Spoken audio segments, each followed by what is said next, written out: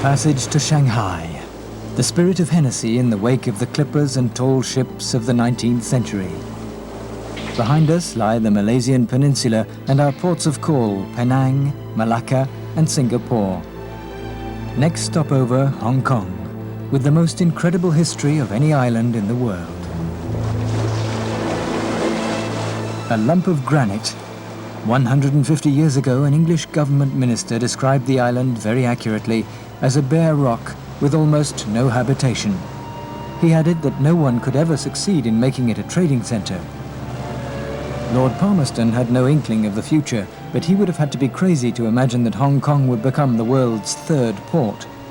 From the colony's first dawning in 1842 to this very day, trade and profit have been the moving forces behind this city and its 17-square-mile deep-water port. No raw materials, hardly any farmed areas, no energy resources, a population growing too fast and a powerful neighbour, China. Logically, this would hold up development, but not here. Just one of the mysteries which make the city fabled. Hong Kong has always been a fabled city. My grandfather and my father used to travel to Hong Kong all the time, and they were always fascinated by this place, swarming with life, permanently on the go, and at root utterly bound up with China. As a place, it's really quite extraordinary. The harbour's roadstead is perfectly protected against storms and typhoons, a hive of activity, perpetual motion on water as much as on land.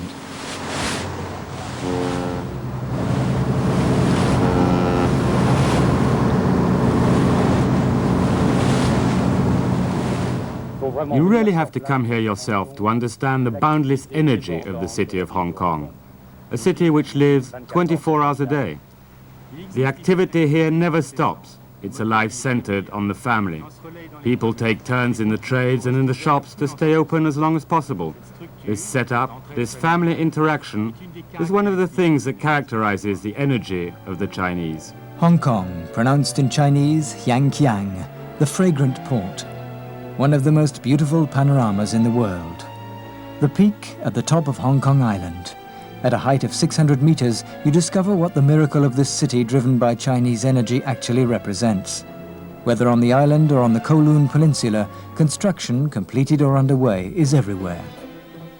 Archive footage from the 30s. At the time, only the island had been built up.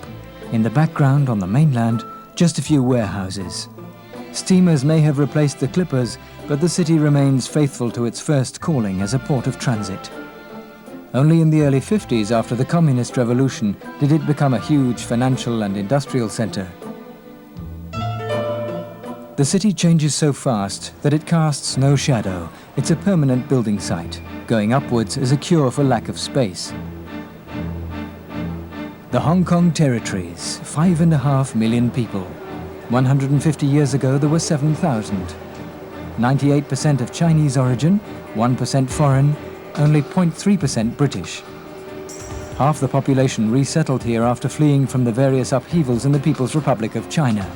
A population which is hooked on every industrial gadget in the world, with the portable telephone heading the list. Hong Kong, the world's third most important financial centre. 101 registered banks and 106 subsidiaries of international finance houses. 4 exchanges are gathered together in one building. The floor here gives no sense of free-for-all. Everything is computerized. And the Hang Seng Index rules supreme, an indicator not only of economic well-being, but also of the colony's morale in the run-up to reunification with China on July the 1st, 1997.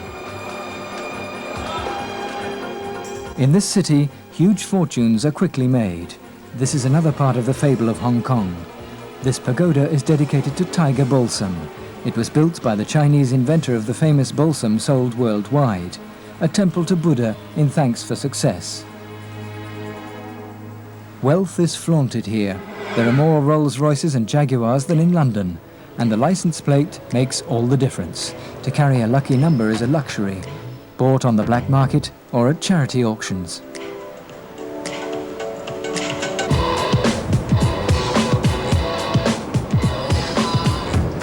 It's an energetic population. There's a tide of immigrants, men and women looking for work, but also tradesmen and businessmen originally from the cities of China. We're in British territory, the double-deckers are proof of it, but 80% of the population speak only Chinese.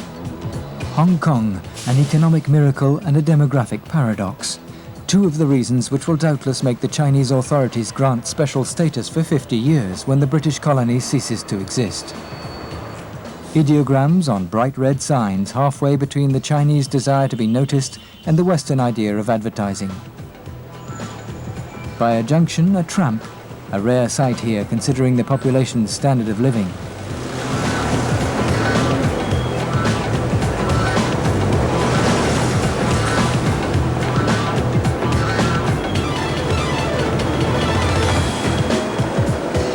Like a stellar Atlantis, the city keeps climbing to the heavens. Scaffolding made of bamboo, whatever the height, even if the tallest building in Asia is involved.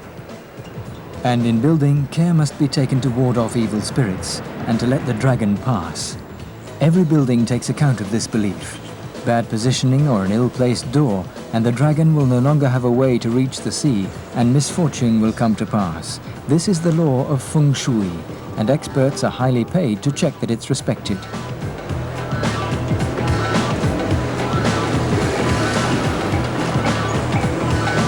Between two towers, an alley where we meet up with a different lifestyle. The life of small traders and craftsmen, thousands of stalls which display products made in Hong Kong.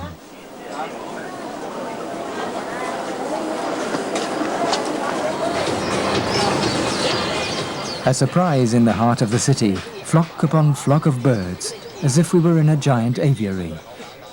Birds are a national preoccupation. Breeding is painstaking and fanatical. Birds are taken for walks in little bamboo cages and brought together to take part in mass choruses. The birds in cages here are like dogs on leads in the West.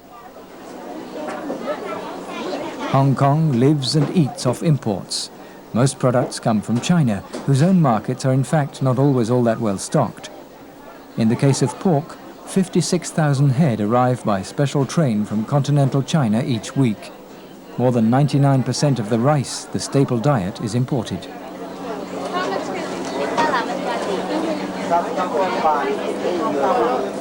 Eating is not just for pleasure.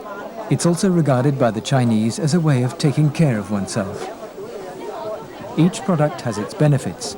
The authorities have banned eating dogs, and yet according to ancient tradition, they made an excellent diet for the weak and aged and for painful kidneys.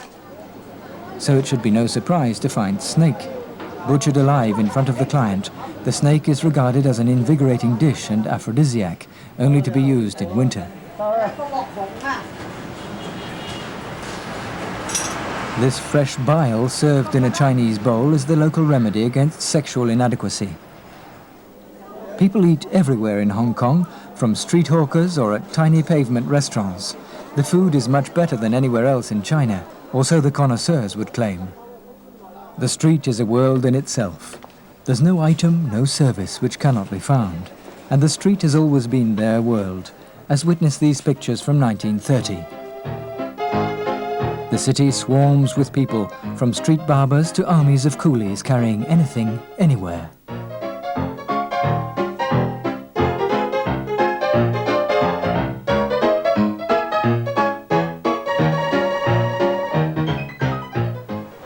On the t-shirts sold to tourists, no one is afraid to give the impression that Tintin and the Blue Lotus was set in Hong Kong.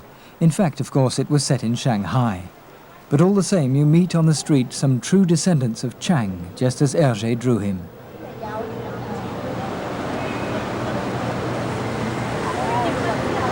Hong Kong is a paradise for Western tourists.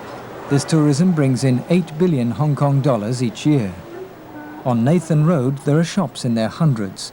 Televisions, cameras, computers, hi-fi, watches and jewellery. But sometimes fakes as well. Neon signs glitter, thousands of lights illuminate the night. Dream or reality? Everyone is asking themselves whether it will be too rude an awakening in 1997. There's uncertainty about the fate China has in store for this minute territory which has become such a flamboyant symbol of capitalism. One country, two systems. Will Deng Xiaoping's formula hold true?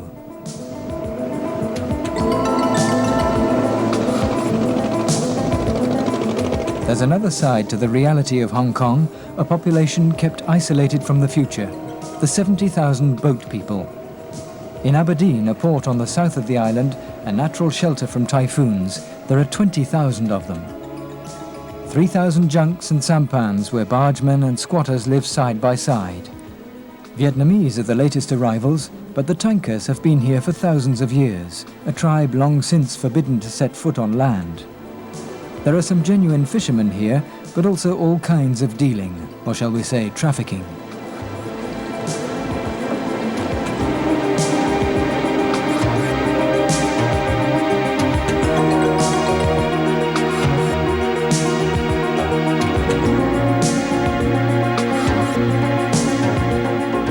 Smuggling is an ancient practice. It's part of the history of the Hong Kong Chinese. Before colonization, this spot was a pirate landmark. In the 19th century, the British made it a rearguard for the opium trade intended to enslave China. Smuggling then was mainly in illegal immigrants and medicinal herbs. Nowadays, the economic boom in the People's Republic has revived the old vocations. The police keep watch, but to little effect. The smugglers slip amongst the hundreds of junks which go out fishing or around the coast. It's impossible to check them all. Stolen top-model cars, televisions, air conditioners and photocopiers leave each day headed for the neighbouring ports of China. Demand is strong because Peking puts a quota on official imports and taxes them heavily.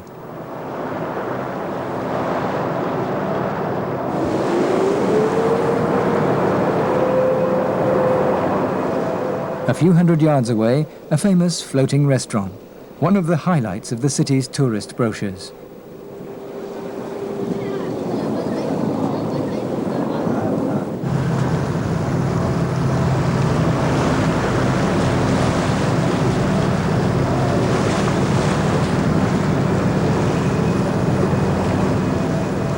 Victoria Harbour roadstead in between the island and the mainland is a maritime zone spreading over 12,000 acres.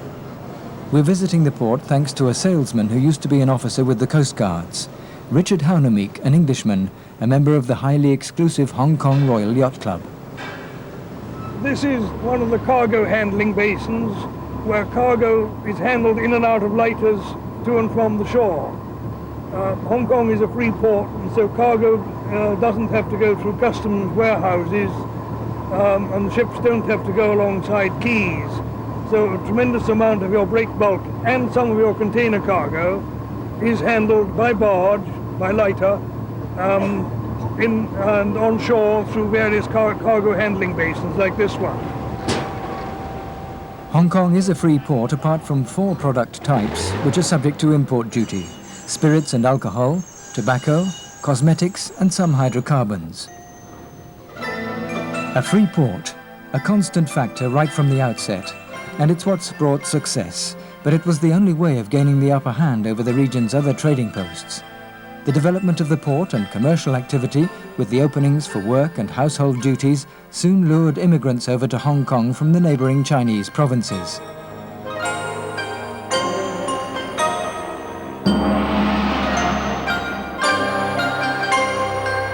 Grey ship is a China coaster, probably serving cargo up to one of the nearby China ports, up say within 400 or 500 miles of Hong Kong, up as far as maybe Fuzhou, Swatow, or down to the westward.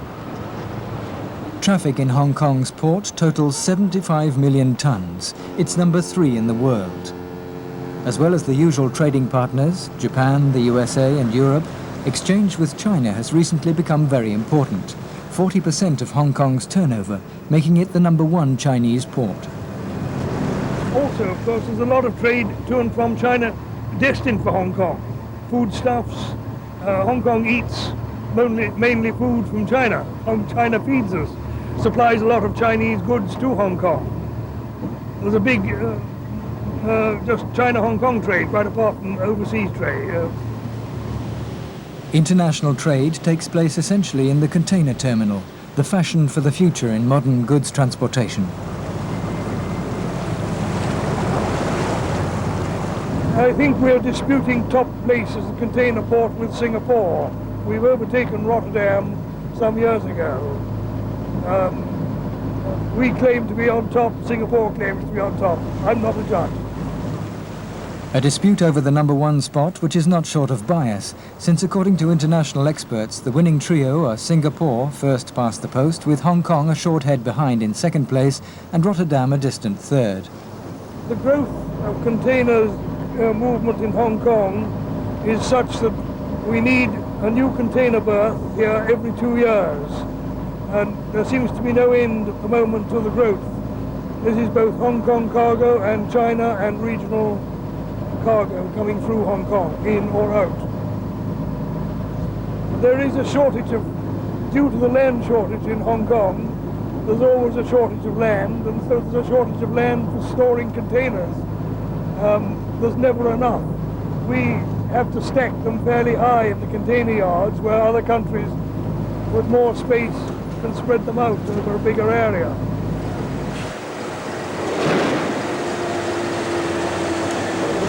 Nowadays, fast container ships get to Europe, North Europe, that is, in about 23 days, calling at Singapore and possibly Port Klang on the way. So speeds are now reaching something of a peak. It is difficult and expensive to push a displacement hull very much faster, except at a greatly increased fuel consumption. The container ships no longer have to race as the tea clippers did. There were even official races. The most famous was in 1866. 10 clippers set out at the same time, full to bursting with tea.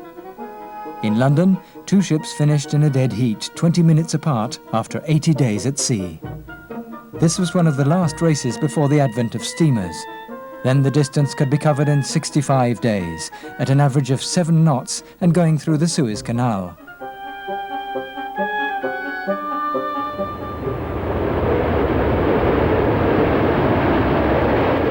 There's one place in Hong Kong where by force of circumstance tower blocks are not built because the planes have to be allowed to pass, just a few meters above the roofs.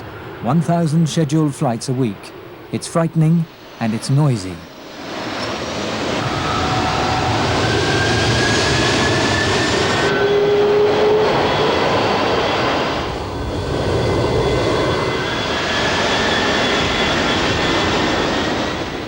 Kai Tak Airport, a single 2-mile runway built on the sea, the world's 7th airport, 10 million passengers. Despite Peking's reservations, construction of a new airport has begun on nearby Lantau Island at a cost of $20 billion. To touch down at Kai Tak, pilots have to obtain a special qualification. Every time it's a dangerous display of skill.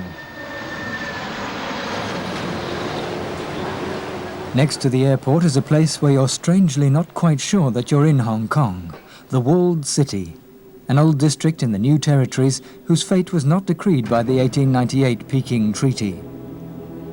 A place with a dubious status, a kind of Chinese ghetto right in the middle of the colony, where the English suddenly stopped showing their faces. The walled city, the name alone causes a shudder. It used to be a den of outlaws. A district left out of the town's modernization, dilapidated buildings in ruins. In this dingy labyrinth, there are dentists, Chinese, dental surgeons as well, who've set up here because the Hong Kong authorities refused to allow them to practice.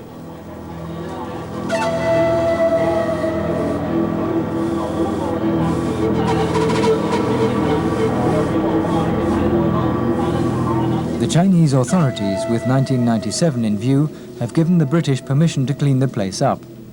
A century ago, it was the kingdom of crime and filth.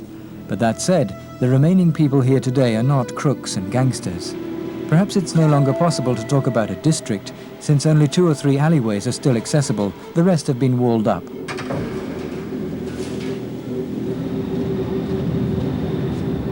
The last implacable few think the demolition is a blatant injustice, as the founder of this temple tells us. Why do I live here? That's simple. When I got here after the war, I didn't know where to go. I landed up here. I grew up here. I've been here for 40 years, at least. But the district's fate is known. The chants and the prayers will not change a thing. The people carry on burning incense and candles, but now the thought is of their future, of not being forgotten. The government is destroying the walled city and wants to give us compensation, but they're not rehousing us. We're asking the government to find us new housing as well.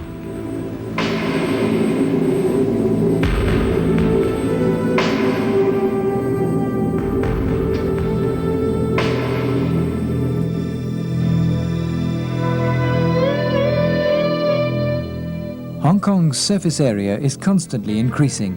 6 square miles have been claimed from the sea in the last 10 years, so the exact total is now 412 square miles.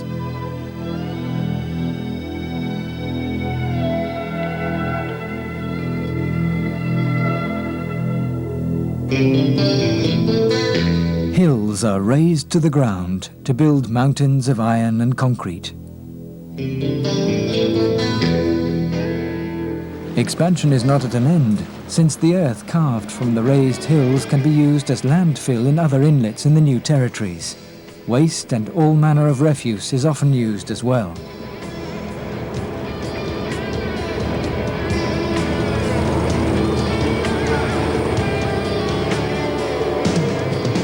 At the limit of the new territories, right next to the Chinese border, there are floating villages, favorite places on the illegal immigrants' route from China. Some are quite prepared to try and swim across the narrower inlets. The border between Hong Kong and China is one of the most sought after in the world, but not the most porous. 20,000 illegal aliens are arrested there each year.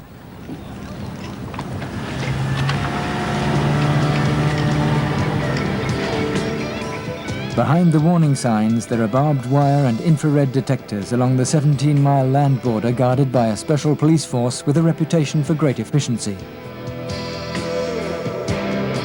Strange as it may seem, in the territory of Hong Kong there are still many uninhabited areas. Nearly 70% of the territory's neighbouring China looks like a silk screen painting, neither accessible nor for the moment open to development. So Hong Kong is torn between fatalism and frenzy. Here the final postscript of the colonial era is being written. A single question remains in the balance. What future is in store for this territory when it becomes Chinese again? We must leave Hong Kong to go back to sea and pass through the Formosa Straits to reach Shanghai, our journey's end. The spirit of Hennessy is reliving, a century later, the passage of the tall ships, the trading routes of silk, spices, porcelain, and cognac. 15,000 miles linking London with the trading posts of Asia. The sea, unpredictable, worrying, and imposing. Untamed nature, which has always exercised over man an awesome power of fascination. For some, seafaring is to face the gods, Aeolus and Poseidon or Neptune. Hauling in, hanging onto the sheets and halyards, just like monkeys in palm trees, said the seafaring novelist Herman Melville. Enduring cold and wind, and fear, that's the truth. A good crew has to have courage in the face of danger, initiative in the face of the unpredictable. By compass, by guesswork, the captain traces the route. Although today, satellite locators make it possible for you to know where you are at any given moment, that was not the case in the time of sailing ships. The only way to spot the coast was to have a lookout who had climbed to the top of the mast through the shroud rigging. You could also take soundings with a plumb line thrown over the side. From its depth, you could get an idea of how close the coast lay.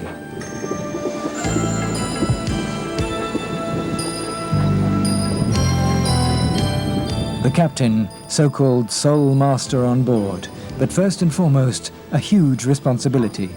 To bring the boat safely to port, and at all times retain the crew's trust, come rain, wind or storm. The British add to the list of qualities necessary in a captain to be highly talented as a boxer.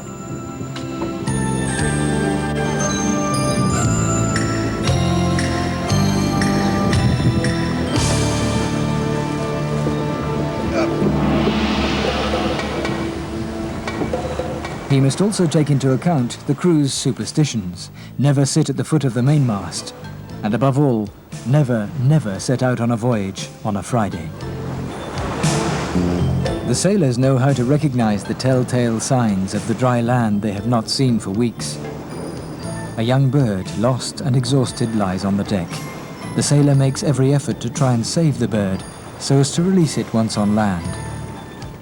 A seaman learns quickly how to take advantage of periods of relaxation, moments of respite, when the sea calms down. One of the most difficult things for a sailing boat is the weather, knowing how to pick the best route to catch the wind. Otherwise, and it sometimes happens, it's a dead calm, or worse, the doldrums. It can last for days. Becalmed, sails flapping idly, the ship stationary. Then you may catch a sailor whistling as if instinctively to make the wind come. A long period of calm after a long voyage affects spirits. Officer or able seaman, everyone tends to turn sour. The story goes that a captain affected by the depressing influence of prolonged calm was inclined to ill use of corporal punishment. The whole crew had to take it, whipping with the cat-o'-nine-tails. Thankfully, those days are past.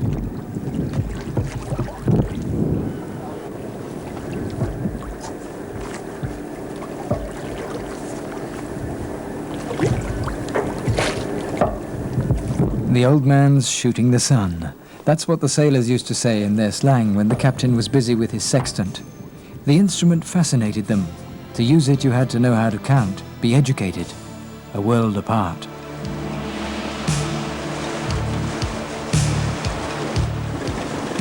The wind has returned. A thermal current, perhaps. There are fishing boats, more and more of them. No doubt about it. Land is near.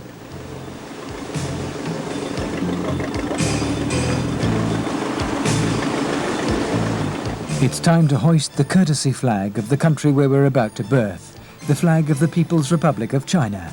We've entered her territorial waters.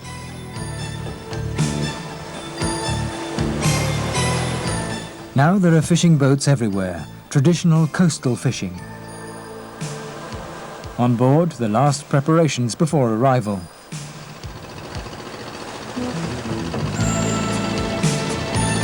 Fast-moving boats, slender vessels escort us, surprised to see a large, pure white clipper on their route. The water's changing colour. Here it's yellow and muddy, where a river meets the sea. Our travelling companions look different now. The channel is becoming quite busy with freighters, every kind of liner, every nationality.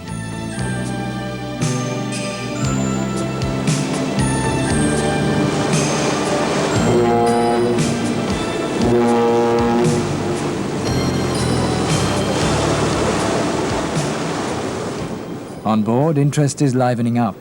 Through binoculars, we watch and stare, looking for the last of the square-rigged junks. We're no longer at sea, but on the Yangtze River, the enormous estuary of the Yangtze Kiang, the Blue River.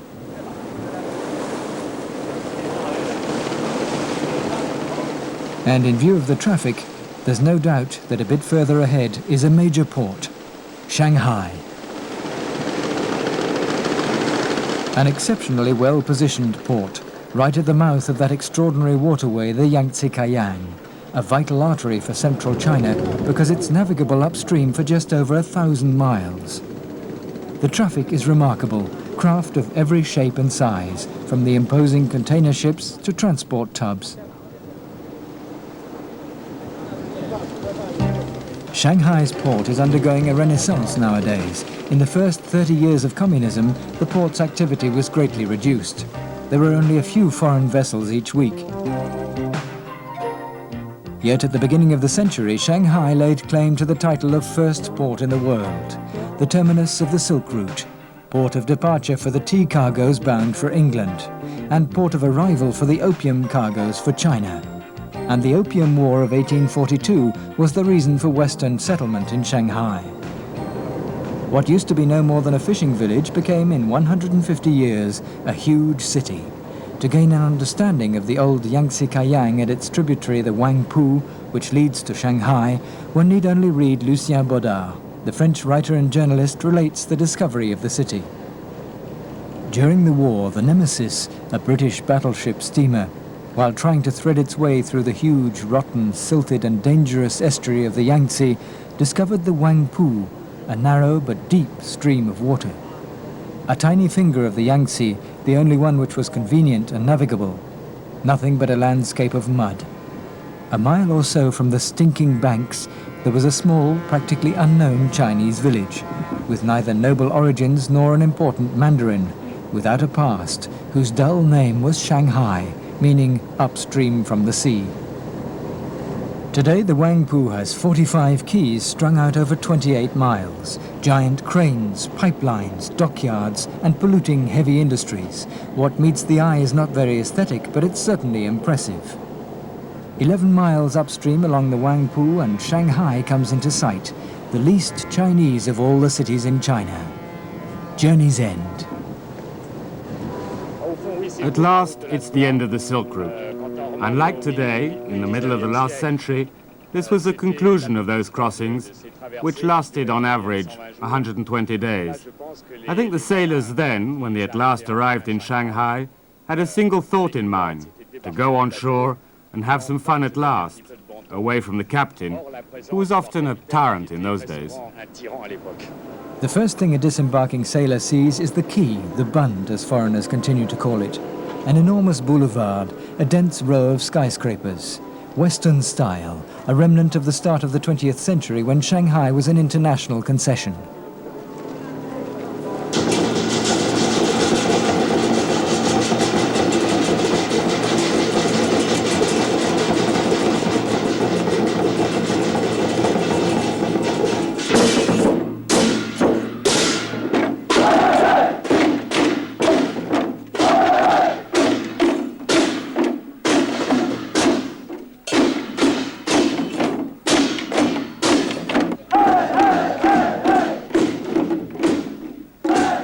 A traditional welcome, cymbals and drums for a dance of the dragon.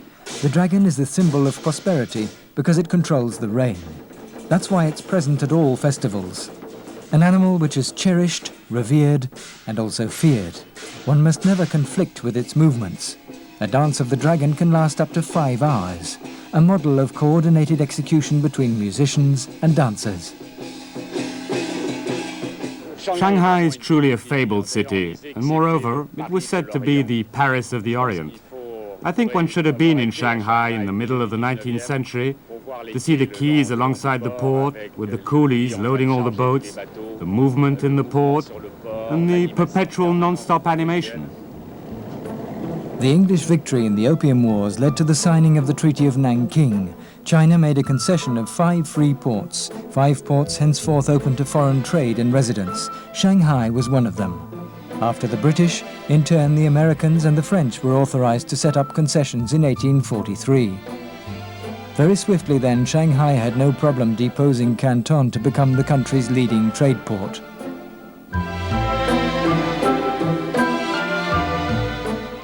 Shanghai was a truly cosmopolitan city, of a type which I think no longer exists anywhere in the world, and perhaps will never exist again. Cosmopolitan Shanghai as seen by Albert Londres in 1922. Banque, bank, banking, banco. 10, 20, 100, 200. There's nothing else. You no longer dare to raise your eyes. You walk quickly, clutching your wallet. A wealthy city which lived in festive tune with the colonies, where people outdid each other in extravagance. Twice a year for its meetings, the racecourse in the British sector brought together high society and scoundrels, gangsters and those on the make. Shanghai, a rich playground of brothels, opium and decadence. Hence another name for the city, the Sodom and Gomorrah of Asia. For a century the city was opulent, frivolous and disconcerting. Disconcerting for the passing visitor. Albert Londres could not get over it. My oath as a free man, you cannot pass over this city in silence. There are cities where guns are made, others make fabrics and others make hams. In Shanghai, money is made. The premises of the big international banks are still there. The last word in Rococo, a mania for domes and cupolas. Their tenants have changed. The Hong Kong and Shanghai Bank is home to the city authority offices. The British consulate is a seaman's club. But all these premises could soon be returned to their former pre-1949 owners, a kind of gift to encourage renewed investment. Some foreign companies have already returned.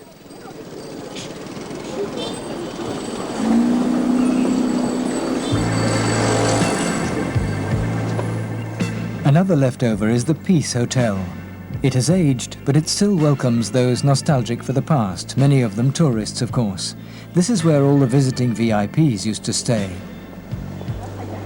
Another highlight, the French Sporting Circle, the smartest of ballrooms, right at the heart of the old French Quarter. The facade is still there, but it's no longer any more than the lobby of a 33-story hotel.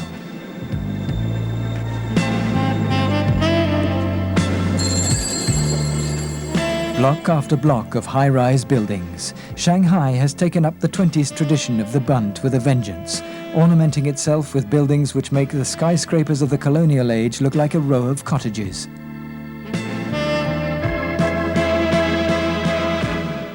Because there's an urgent need to make room for the people of Shanghai. There's slightly less than 7 square meters of living space per capita, barely more than the size of a ping-pong table. These new buildings are in the economic development zones where since 1985, foreign capital has been wedded to Chinese capital, but also foreign technique to a Chinese workforce. Shanghai, once again a mushrooming city as symbolized by these gigantic bridges, 200-meter-high piers and 6 traffic lanes which will link the city to the new free zone of Pudong on the southern bank of the Huangpu. These major works, just as at the beginning of the century when the city came into being, take advantage of a countless workforce. Lucien Baudard tells the story. Thousands of coolies ram millions and millions of stakes into the mud. How many die? And this is how firm soil is created, true soil in which one can make turf grow and have beautiful gardens, fine promenades and beautiful clubs. On and on with coolies and stakes, the squalid bank of the Huangpu is transformed into a respectable quay, where ever more freighters will be able to moor.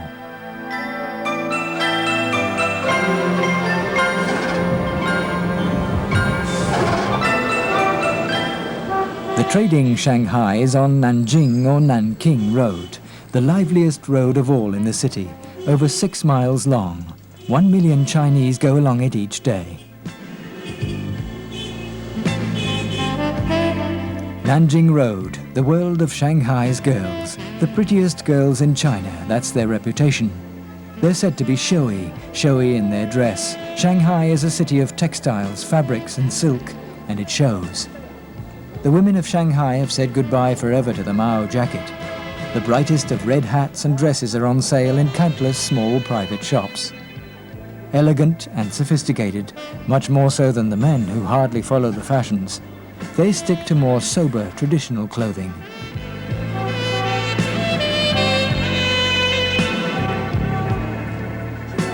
A city on 2 wheels, a mechanical flood, almost 7 million bicycles, 7 million bells, a noisy current like a river in flood, imposing the laws of fluid dynamics on perplexed cars. Pedal cycles, bone shakers, dandy horses, rickshaws and handcarts. The wheel is from Shanghai, just as rice is from China. This tidal wave of cyclists, so entertaining in the past, is today worrying to the point that it has without much success been forbidden access to some avenues. Exotic Shanghai, at the bend of a little alley, the fish market.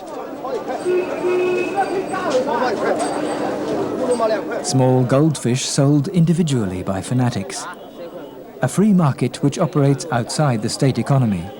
Several hundred people selling, and here you can haggle. The goldfish is to Shanghai what birds are to Hong Kong.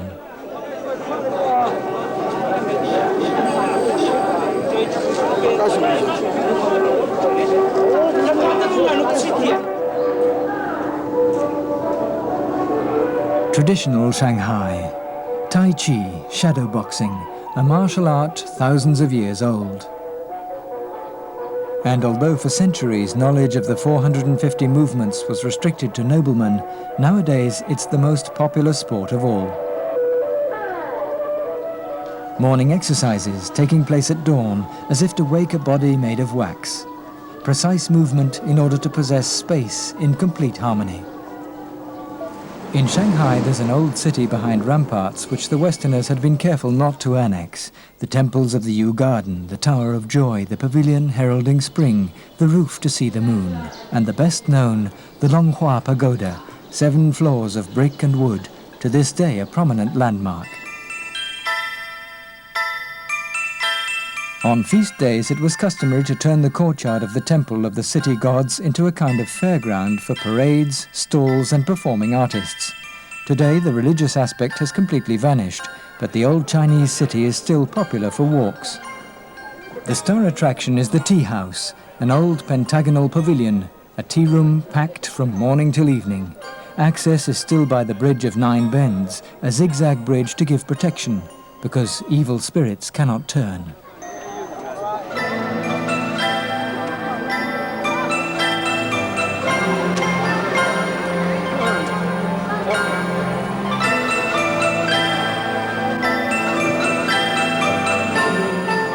Shanghai, a wealthy bund, a preserved old city, but also highly individual city planning.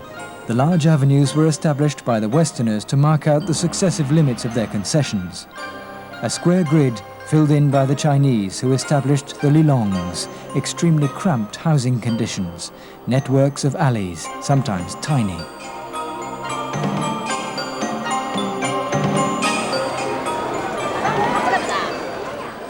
These are typical Shanghai housing conditions. In the lilong, the idea of neighborhood dominates. Lilong, a Shanghai word which is not understood in Peking.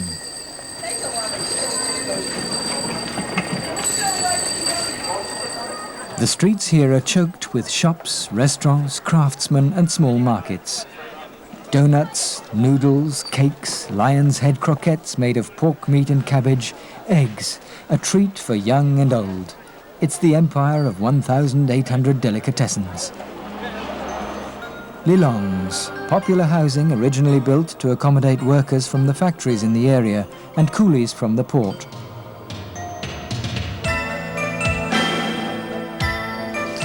The lilongs, an odd mixture of Chinese and Western styles, are part of Shanghai's heritage.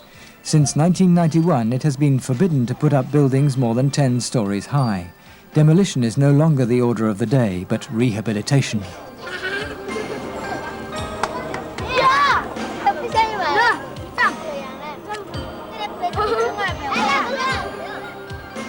This is the real Chinese Shanghai, where they grew up, where they played as children.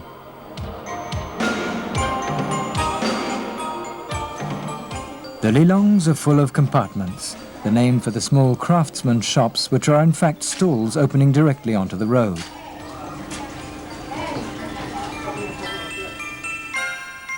The lilongs were also a refuge for all those Chinese fleeing from the civil wars which ravaged their country.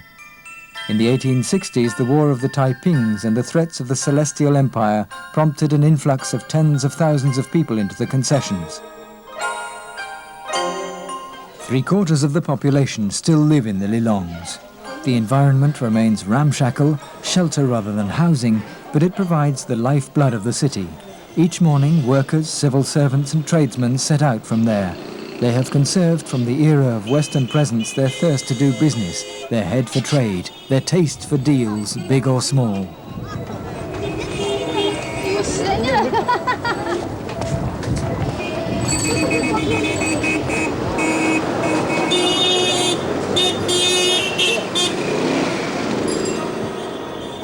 Shanghai still bubbles over as it did in the 30s when it became the 5th largest city in the world. Its growth seemed to know no limit. It's no surprise to find the biggest bicycle factory on earth here, 7,600,000 bikes per annum. The 2 most prized models are called Eternity and Flying Fish. There are traffic regulations, but bikes seem to be exempted. In contraflow or in the left-hand lane, the city belongs to them.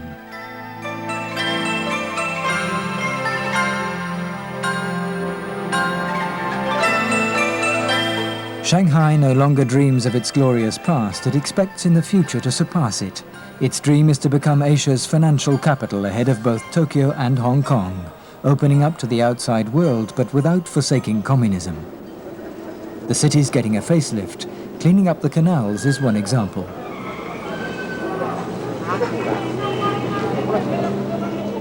Shanghai is a city of smells.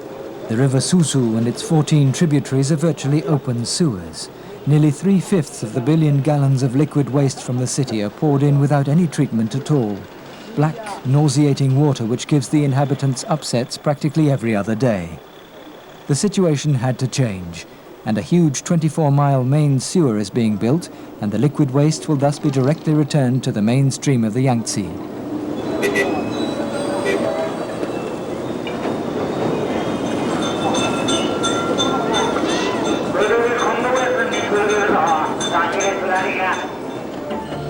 In the last century, the river Susu, which flows into the Wangpu as it reaches the Bund, was the main thoroughfare for local trade.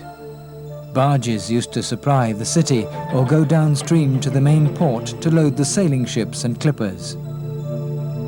Nowadays, the new industrial locations have greatly reduced this river's importance to the city.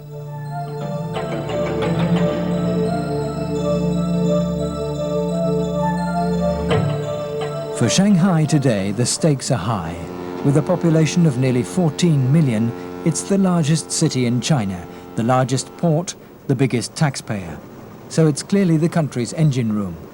If it succeeds in making the transition from managed to market economy, then there'll be hope for the whole of China.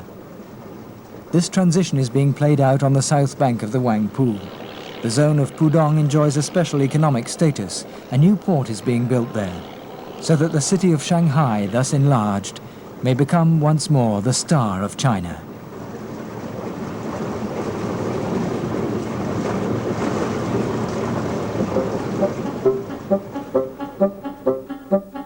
Become once more a star, since through a cannon shot fired from the battleship Nemesis and through a treaty signed at Nanking, the most resounding success of unbridled capitalism grew in less than a century from what had been just a bank of mud. In the course of its history, this city has known wealth and plenty, misery and suffering, revolutions and wars. This paradoxical city, which at the same time was the focal point for both the Chinese bourgeoisie and the proletariat. It was in Shanghai that the Chinese Communist Party was founded in 1921, at a house located in the French concession in Mao Zedong's presence. The city remained until 1927 the focal point of the workers' movement and Communist Party activity, which dramatically affected its subsequent history. Shanghai was at stake in the political struggles between the right and left in the Kuomintang. In April 1927, this led to thousands of communist trades unionists in the city being massacred by Chiang Kai-shek's troops. In the massive exodus of 1937, when the Japanese seized Shanghai, 20,000 dead from cold and hunger were picked up from the city's streets.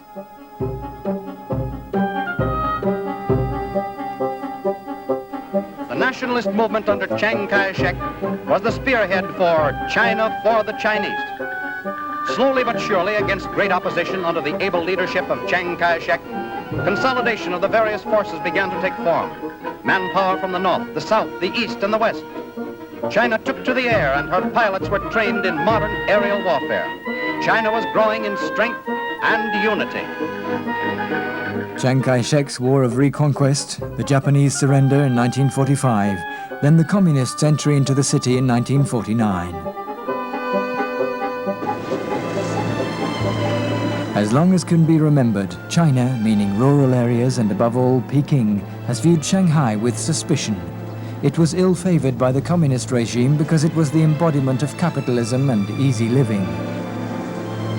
Today, China and its 1 billion population hope to live off something other than rice. They want to give a different impression of an open nation.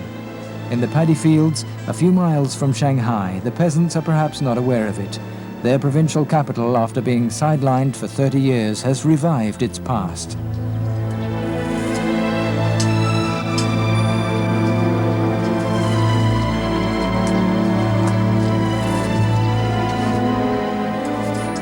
A limousine in the suburbs of Shanghai. This is a more than surprising sight, but nobody here seems to be taken aback.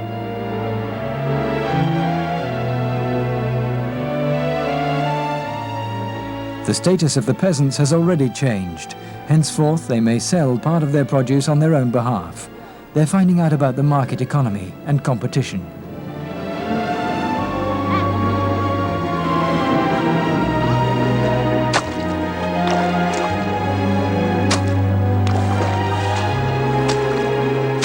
A peasant woman in a paddy field, going through the time-honored motions at the foot of one of the few Christian basilicas in China, a few miles from Shanghai. This could be a symbol for the China they call eternal, in which the peasant masses have a very important role. And yet very near here, in vast Shanghai, its development and ambition which are permanent. Man's history teaches us, sometimes very quickly, that nothing ever stops completely.